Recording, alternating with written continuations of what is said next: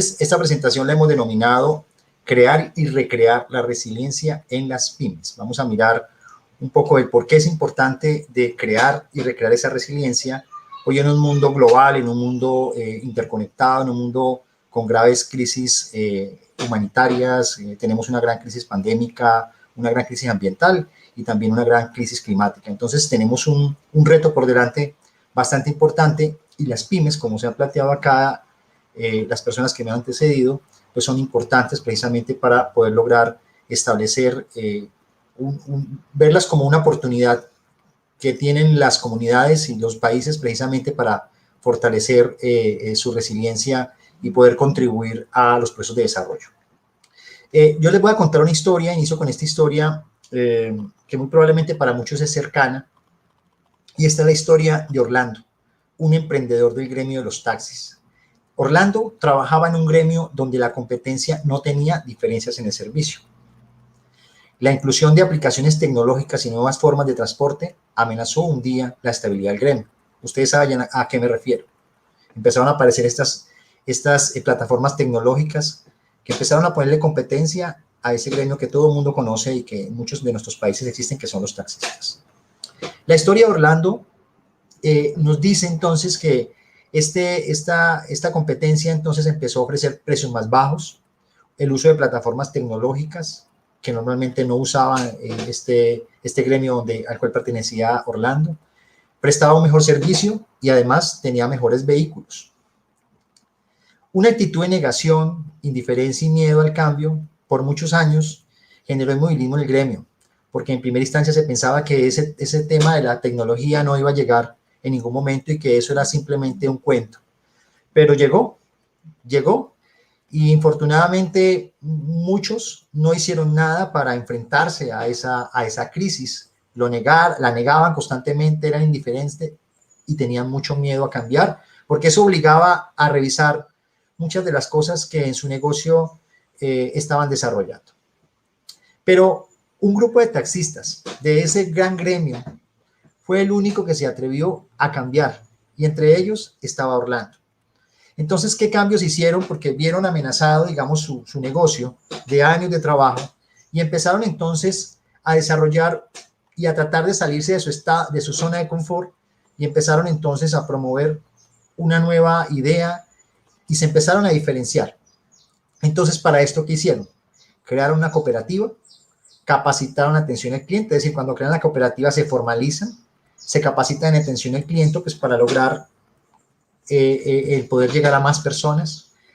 Hicieron una inversión, obviamente, para adquirir vehículos de lujo con la posibilidad de competir con aquellos vehículos que estaban sustentados en las plataformas tecnológicas. Se uniformaron y crearon su propio océano azul. Y este cuento, que es una historia de la vida real, de un amigo que se llama Orlando precisamente, es la historia de muchas de las empresas, específicamente de la pequeña y mediana empresa, que muchas veces surgen en su gran mayoría por la necesidad, por una manera, digamos, de hacerle frente a la ausencia o la falta de empleo en nuestros países. Sin embargo, estas empresas terminan siendo, como ahora les voy a mostrar, un gran pilar para el desarrollo. Y por lo tanto hay que empezar a protegerlas, y por lo tanto hay que empezar a mirar de qué manera vamos a crear resiliencia, es decir, hacer que estas empresas pequeñas puedan ser fuertes para enfrentar las crisis, y de alguna manera también empezar a trabajar sobre la forma en que ellas van a continuar aportando empleos, van a continuar aportando al desarrollo y una serie de beneficios que el hecho de tener este tipo de empresas pequeñas, medianas y grandes, pequeñas y medianas, le van a hacer competencia precisamente a las grandes desde una perspectiva, digamos, de poder garantizar unos medios de vida que faciliten de alguna manera que los países puedan tener una renta media como mínimo. El 99.5% de las empresas, y esto es un dato de la OECD, de la región son pymes. ¿Sí? Ahora hablamos del 70 y el 80%, pero este dato del año 2019 nos habla de que es el 99.5% de las empresas son las que están dedicadas a esta actividad. Además, fíjense este dato fundamental, y esto nos da el sustento de por qué tenemos que empezar a fortalecer las empresas. de este tipo. 9 de cada 10 empresas de la región son calificadas como pymes, es decir, que solamente una está calificada como gran empresa. El 60% del empleo formal, pongan cuidado, de la región es generado por pymes. Eso significa que 6 de cada 10 empleos los está dando la pyme. Sin embargo, podemos decir que la fuerza laboral de la región, más o menos en América Latina y el Caribe, es alrededor de un 28% del total de la fuerza laboral, en relación obviamente con las grandes empresas, comparable con la fuerza laboral de Europa, que es del 30%. Es decir, que si estamos hablando de la cantidad de personas que trabajan en las pymes, es comparable a lo que en Europa sucede. Sin embargo, hay algo importantísimo que ahí quiero hacer una referencia, y es clave para lo que tenemos que empezar a trabajar para poder crear y recrear la resiliencia de las pymes. Sin embargo, a pesar de que tenemos niveles parecidos en términos de cantidad de fuerza laboral, ¿sí? Los niveles de producción, infortunadamente, de las pymes todavía son muy bajos en América Latina, ¿sí? Y el Caribe. Son muy, muy, muy bajos. O sea, se está desaprovechando una gran oportunidad precisamente para empezar a generar desarrollo. Más o menos representan un 25% de la producción total de América Latina y del Caribe. Eso significa que hay un gran reto. En el caso de Europa, es el doble, ¿no? Europa, desde el punto de vista de la producción, aporta más. La pequeña y mediana empresa aporta casi el doble, o sea, el 50% de la producción total en Europa.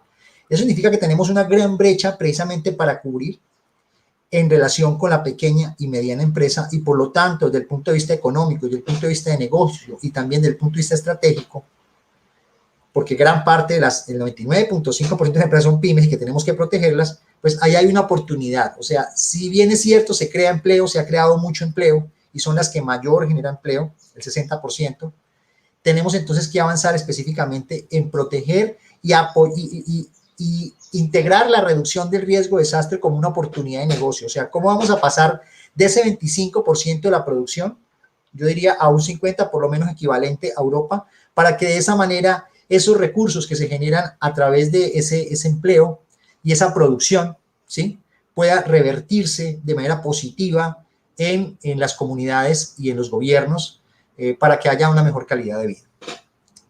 Las pymes son las que presentan, en relación con el riesgo de desastre, mayor exposición a sufrir pérdidas frente a crisis y desastres de todo tipo y con procesos de recuperación más lentos. Y lo hemos visto asociado al tema de la pandemia. Hemos visto cómo millones de empresas pequeñas y medianas y microempresas han tenido que cerrar precisamente porque están más expuestas a diversos fenómenos. Lo vimos ahora y lo hemos palpado porque ha sido un desastre global en progreso que todavía no termina, que es el tema de la pandemia, y lo estamos viendo cada vez más cuando en nuestros territorios ocurren fenómenos climáticos, por ejemplo, que finalmente sacan y develan esa gran vulnerabilidad que tienen también las pequeñas y medianas empresas.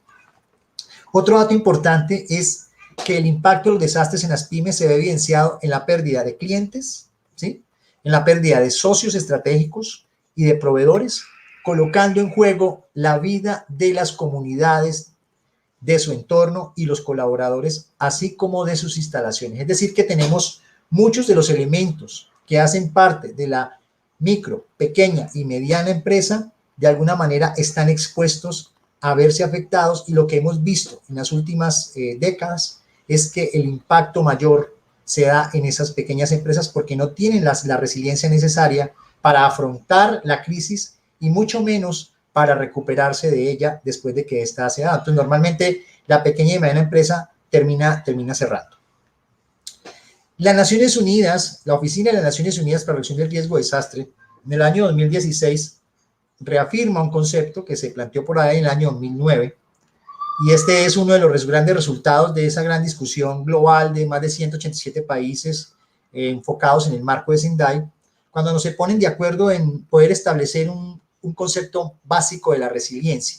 Y quiero mostrarlo aquí porque es el elemento que nos va a servir para entender cómo ha sido el comportamiento de las empresas cuando estas son sometidas a crisis, específicamente las pequeñas y medianas, y cómo, si nosotros logramos entender eso en un modelo sencillo y logramos cuáles son esas fases de creación y recreación de la resiliencia va a ser mucho más, yo diría, más expedito, más fácil el poder empezar a intervenir y a trabajar de manera más concreta dónde, cuándo, cómo y por qué crear resiliencia en las empresas y en qué momento se crea y en qué momento se recrea la resiliencia. Y quiero llamar la atención de este concepto, que es de Naciones Unidas, cuando dice que la resiliencia es la capacidad que tiene un sistema, una comunidad, una sociedad, expuestos a una amenaza.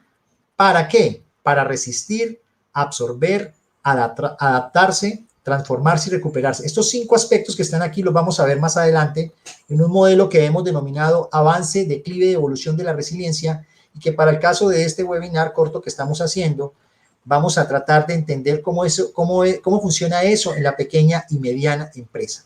Entonces, esos 5 aspectos sobre los cuales entonces estamos buscando construir capacidades nos van a permitir entonces que las empresas no solamente enfrenten la crisis, sino que puedan prepararse para futuras crisis.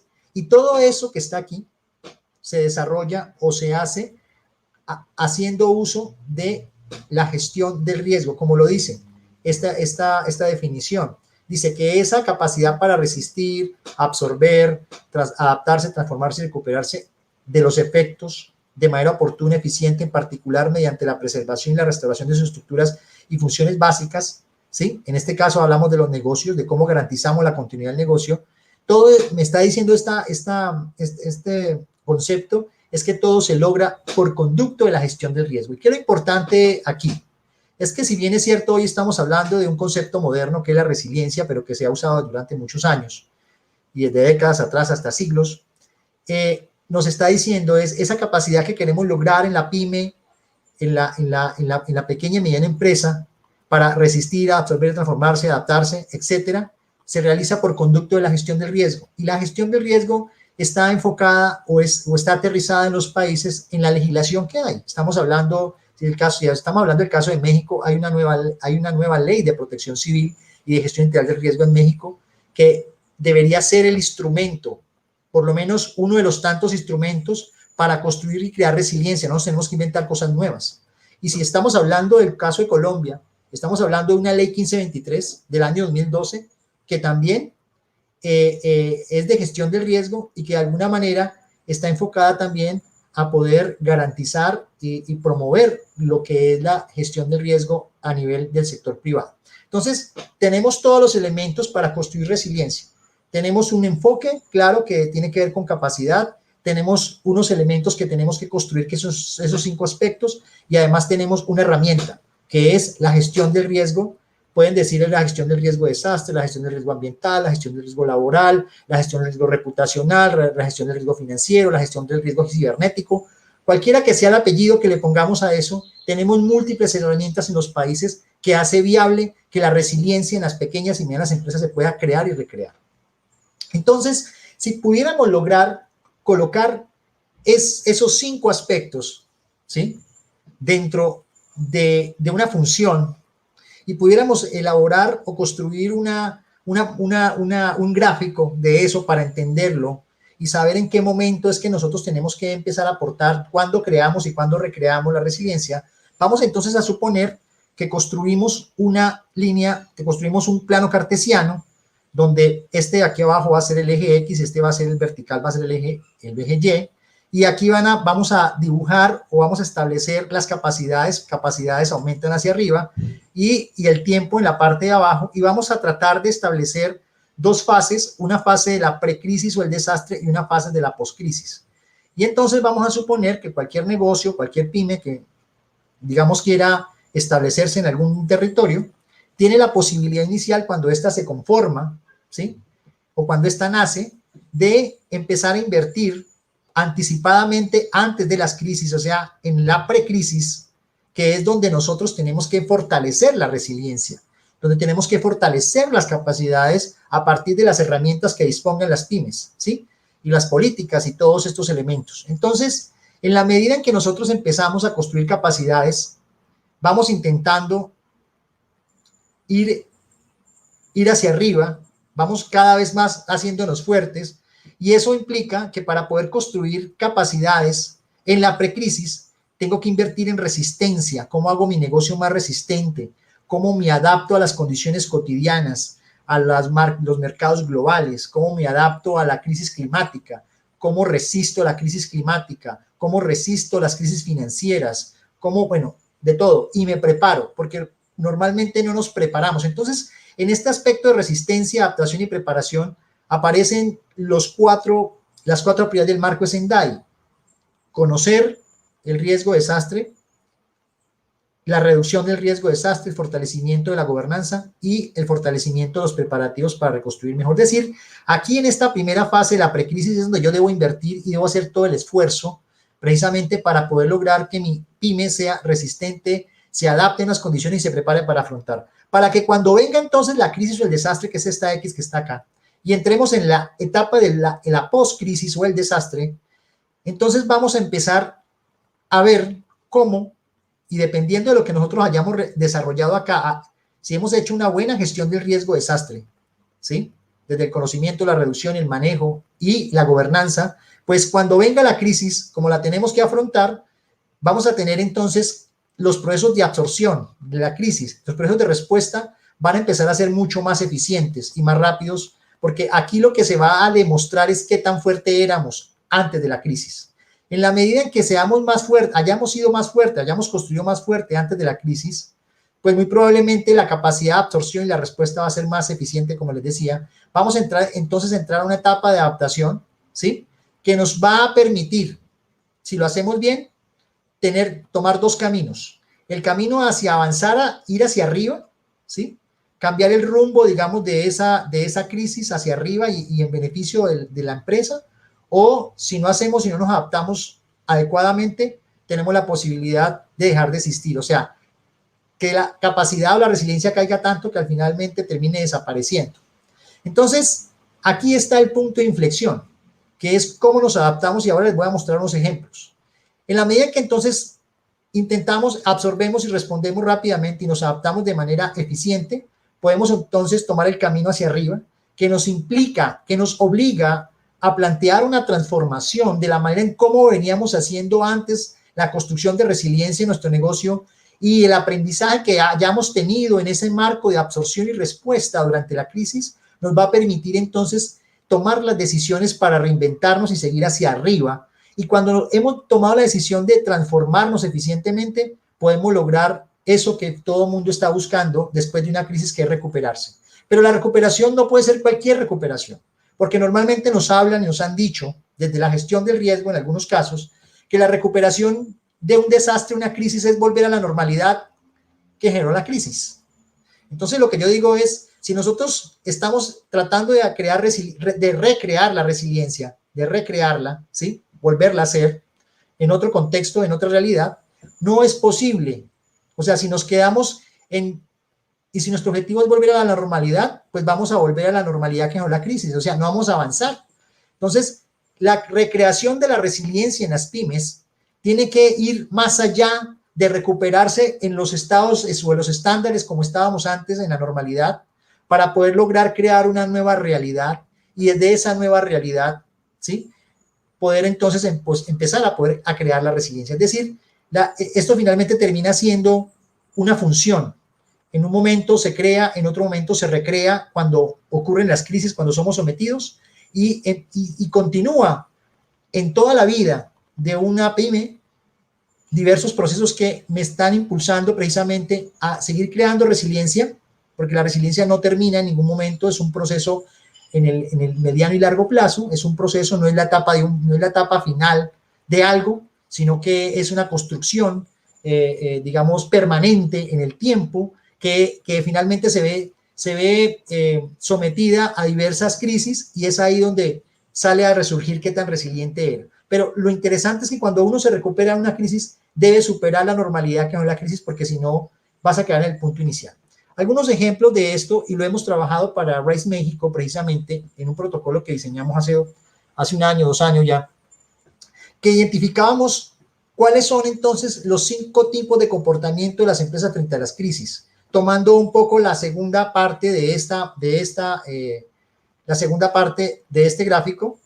Analicemos entonces cómo ha sido hoy en crisis, ¿sí? en la poscrisis, cómo ha sido entonces la recuperación y el comportamiento de las empresas. Y aquí hay muchos aprendizajes que yo quiero dejar, porque muchas de las empresas hoy nuevas tienen que aprovechar para crear resiliencia, pero muchas de las que ya existen tienen que recrear la resiliencia revisando lo poco o mucho que tenían antes de entrar a la crisis. Entonces, para esto, como estamos en crisis, la idea es, y este es el resultado de investigación que desarrollamos con la RISE, es que las empresas identificamos 5 tipos de comportamientos.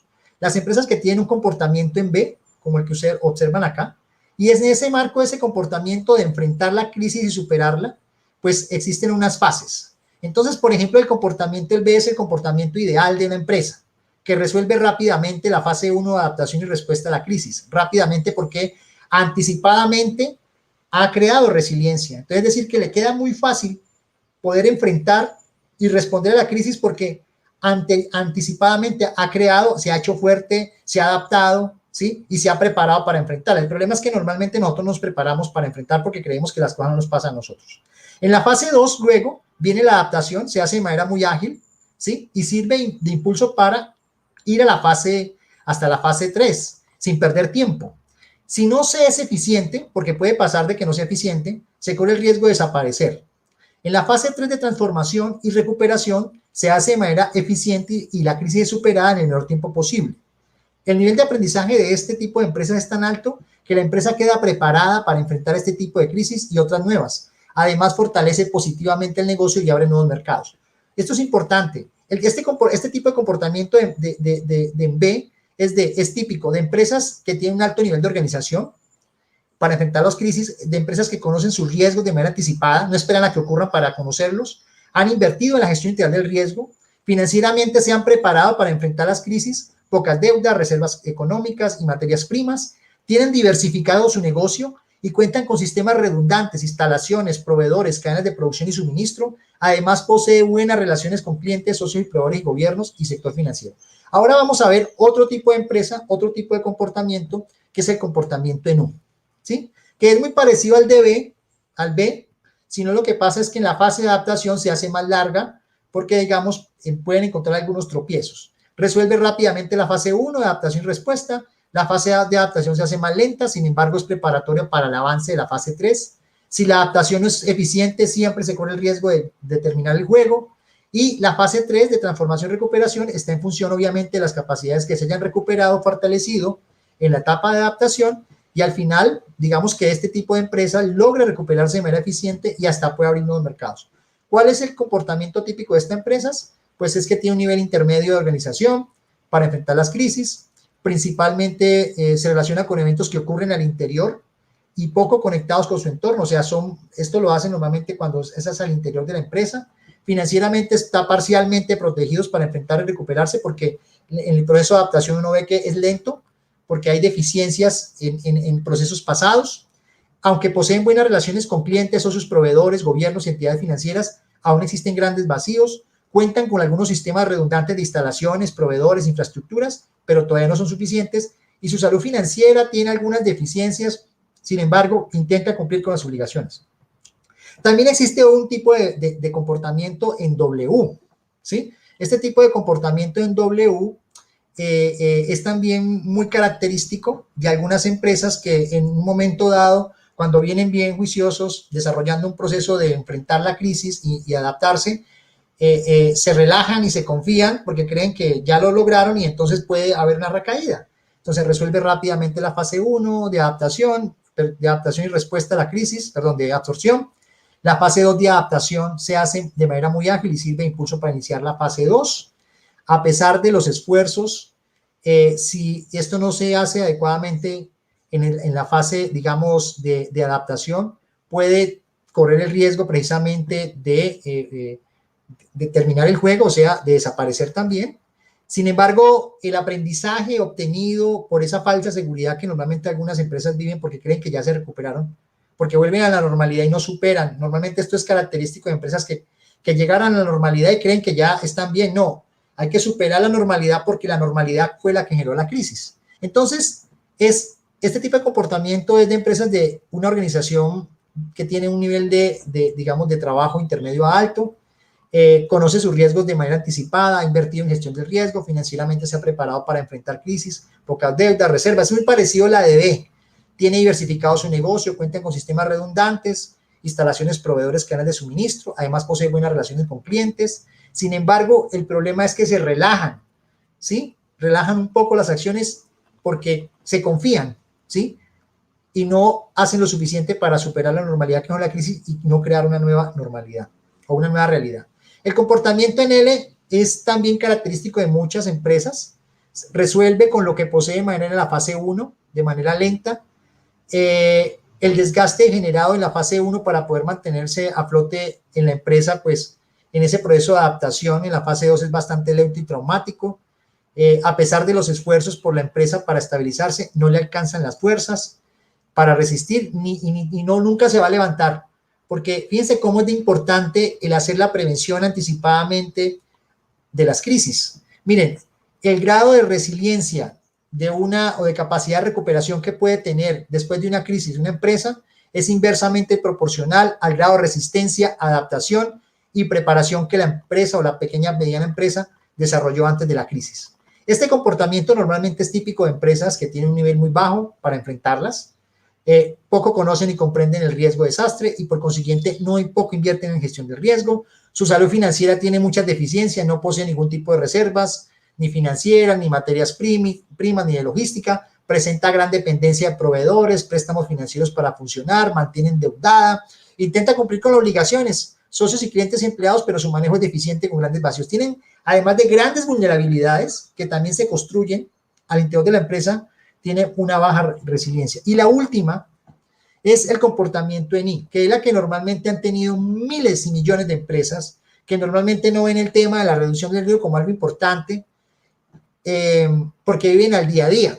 Entonces, esta característica intenta con lo que tiene resolver la fase 1 de absorción y respuesta, sin embargo, es insuficiente las acciones y rápidamente termina desapareciendo. No hay ningún grado de preparación, los tomó de sorpresa, no hay conciencia, que es lo que pasa con la mayoría de las empresas. Y es ahí donde nosotros tenemos que empezar a aportar precisamente para reducir el riesgo y garantizar de que por lo menos la empresa tenga un comportamiento en U, por lo menos. Si no tiene un comportamiento en B, que es lo ideal, por lo menos un comportamiento en U que permite adaptarse mientras se logran conseguir los recursos. Esa fase de adaptación es importantísima, pero lo importante no es caer, no es ir al final del juego. Este comportamiento es de empresas que tienen un nivel mínimo de organización para enfrentar crisis, no poseen conocimiento, es nulo el conocimiento de los riesgos, por consiguiente nunca invierten en gestión del riesgo, la salud financiera es pésima, no posee ningún tipo de reservas financieras, materias primas, que es lo que normalmente pasa, presenta una gran dependencia de proveedores, préstamos financieros, mantiene endeudada, intenta cumplir con obligaciones, socios, clientes, pero su manejo es muy deficiente y con grandes vacíos y finalmente termina desapareciendo. Y finalmente, quiero dejar estos 10 aspectos claves y con esta termino, para crear resiliencia en las pymes antes de la crisis. O sea, si lo que hemos visto anteriormente es cuál es el comportamiento de las empresas después de las crisis, ¿cuál debería ser? ¿Dónde es que deberían invertir las pequeñas y medianas empresas para poder fortalecer y crear esa resiliencia para que cuando venga la crisis, como mínimo tengan un comportamiento en U? ¿Sí? Lo ideal sería en B, pero lo mínimo comportamiento en U. Primero, hay que construir un capital y mantenimiento de reservas. Normalmente las empresas tienen un modelo que nosotros en Colombia denominamos cohete armado, cohete quemado, o esos juegos pirotécnicos que se lanzan, ¿no? Usted prende un juego pirotécnico, lo lanza y se le quemó. Entonces, ese es en Colombia le llamamos los cohetes, ¿sí? Cohete armado, cohete quemado, ese es el modelo de negocio de la mayoría. O sea, lo que usted vendió se lo comió y nunca ahorró un peso o un dólar para digamos, financiar, por lo menos garantizar de que su negocio funcione en épocas de crisis. Entonces hay que construir un capital juiciosamente y mantener reservas, porque las reservas son las que van a garantizar a futuro de que su empresa de alguna manera pueda sobrevivir las crisis. Diversificación de su propuesta de valor, hay que diversificarla, quiera o no. Normalmente vemos empresas que viven de una propuesta de valor, pero hoy estamos viendo que es necesario diversificar y hay que analizar qué tan resiliente es esa propuesta de valor en un mercado bastante agresivo como el que tenemos actualmente. Redundancia logística de instalaciones y proveedores, otro elemento fundamental para garantizar específicamente que podamos avanzar. Y tener redundancia es tener el plan A, el plan B, el plan C. tenemos que pensar en cómo garantizamos redundancia para tener acceso a materias primas, instalaciones, para que independientemente sea la crisis que sea, podamos entonces llevar a cabo ese proceso de fortalecer la resiliencia. Fortalecer la confianza con proveedores y clientes. Hay que cumplirle al cliente, hay que cumplirle al proveedor, hay que estar al lado del cliente, hay que estar al lado de los socios, hay que construir la planificación. El quinto, esto es importantísimo y lo hemos investigado con diversas fuentes, tanto empresas grandes como empresas pequeñas, que el gran problema de las crisis de las pymes es que no tienen una buena salud financiera y una caja sana. ¿Eso qué significa tener una buena salud financiera? Tener pocas deudas, tener un manejo transparente y adecuado de los recursos para que de alguna manera le permita en épocas de crisis manejar esta crisis de manera eficiente y salir rápido. Importantísimo, hoy en día las alianzas dentro de sus cadenas de suministro es fundamental. Poder determinar cuáles son los eslabones más frágiles de la cadena y saber dentro de esa cadena si usted es el elemento que hace que esa cadena sea frágil o qué. Precisamente para poder entonces empezar a fortalecerla, pero a través de alianzas estratégicas. También importante, relacionamiento positivo con los stakeholders, con las comunidades, con los proveedores, con el gobierno, o sea, con todos los grupos de interés. Es fundamental empezar a construir no solamente la planificación hacia el interior, sino cómo me voy a ayudar para crecer desde un concepto que maneja Michael Porter, que es el valor compartido, del riesgo compartido, un valor compartido, como un argumento empresarial a favor de la reducción del riesgo, para que cuando tengamos que enfrentar las crisis cotidianas y cuando vengan las grandes crisis podamos entre todos solidariamente salir avante. Normalidad legal para acceder a préstamos y contribución del Estado. Es necesario formalización. Tenemos una gran cantidad de empresas a nivel de América Latina que son informales y la informalidad de alguna manera no, digamos, para poder acceder a todas estas alianzas y estas oportunidades que son importantes, es necesario la formalización que ayuda a garantizar de alguna manera algunos beneficios que vienen cuando tú estás formalizado y no cuando no eres una empresa que no es formal. Pago de imposiciones tributarias, al César lo que es del César y a Dios lo que es de Dios. Es importante trabajar y no evadir. Importante, esto sí fundamental, y esto tiene que ver un poco con la transparencia, con la coherencia de las empresas, porque finalmente esto puede ayudar en la medida que tú estés al día con tus obligaciones tributarias. Te aseguro que vas a poder acceder a préstamos y vas a poder acceder a créditos y bueno, una cantidad de beneficios que el hecho de estar bien con todo el mundo, con el Estado, con el privado, con tus clientes, con tus proveedores, te permite avanzar. Y finalmente, quiero dejar esto. Siempre estar dispuesto al cambio, incluso acceder a reinventarse cada vez que sea necesario. Crear y recrear la resiliencia implica una actitud flexible y de aprendizaje, y lo contrario estático. Eso hace que de alguna manera podamos avanzar hacia construir esos territorios resilientes, ¿sí? Pero si vamos a intentar construir esos territorios resilientes donde está la comunidad, donde están los negocios, es necesario que las empresas también lo sean. Les agradezco mucho su atención y espero más adelante poderme conectar con ustedes para ahondar en estos temas. Muchas gracias.